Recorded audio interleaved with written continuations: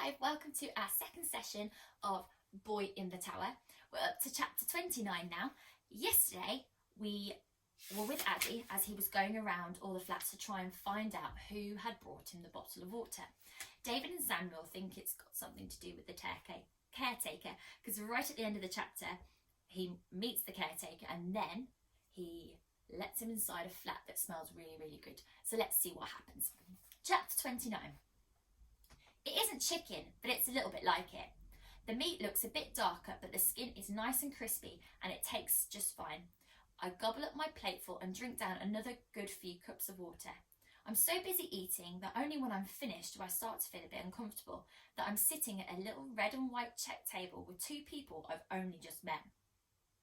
Not many people ask you to come and sit down to eat with them when they don't know you, and Mom's always told me to not talk to strangers.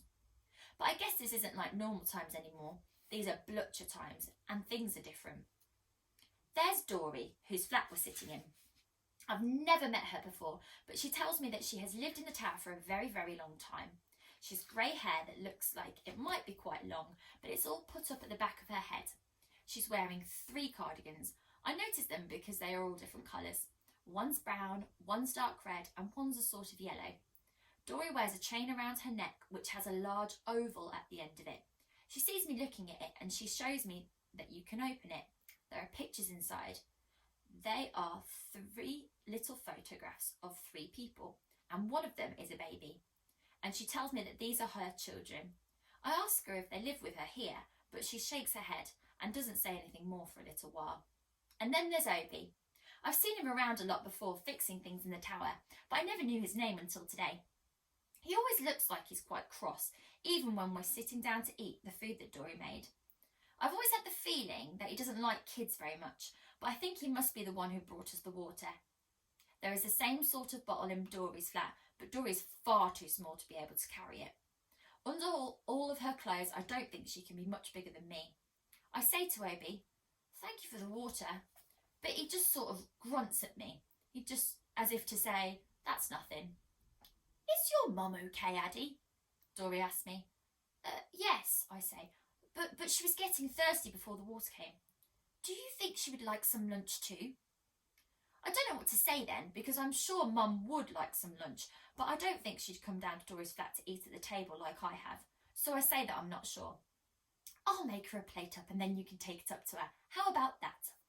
"Well, that sounds great," I say. I like Dory. Her flat feels safe and somehow it's not too quiet, even with no television on. I think it's because it's full of interesting things. There are lots and lots of books, for one thing. Everywhere you look, there's another pile of them. Some of them are stacked so high they look like they might teeter on top of you.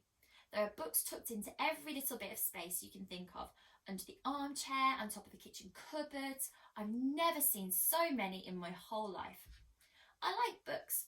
We haven't got very many in our house. I have a handful in my bedroom, but they're scrappy and some of them are torn. These books look golden somehow. The pages have yellowed with age, just like Dory herself has wrinkled. They're old friends to her. And then, among the books, there are all kinds of bits and pieces. Old seashells, old typewriters, a giant empty white bird cage. There's a little bowl which has strips of white paper inside. "Pick a fortune," Dory says. I take one out and it reads, "Your present question marks are going to succeed." "You keep it," says Dory, and I put it carefully into my pocket. I'll stick it into my book later. "Here, Addy, for your mum. You'll tell her we say hi, won't you?" Dory gives me a plate of steaming food. It smells good. I thank her and I get up to go. Obi opens the door for me. I can't do it because I'm holding the plate. I stop for a moment. I want to come back to Dory's flat later, but I don't know how to ask. I want to see them again soon and not feel lonely in the flat anymore while Mum's sleeping. It's as if they're reading my mind, because Dory says, "Come back any time, and I certainly want to see you for dinner, young man." And then Obi says, "I'll bring you some more water later." And as I carefully walk up the stairs, trying not to spill any of Mum's lunch, I feel happier than I have in a long time.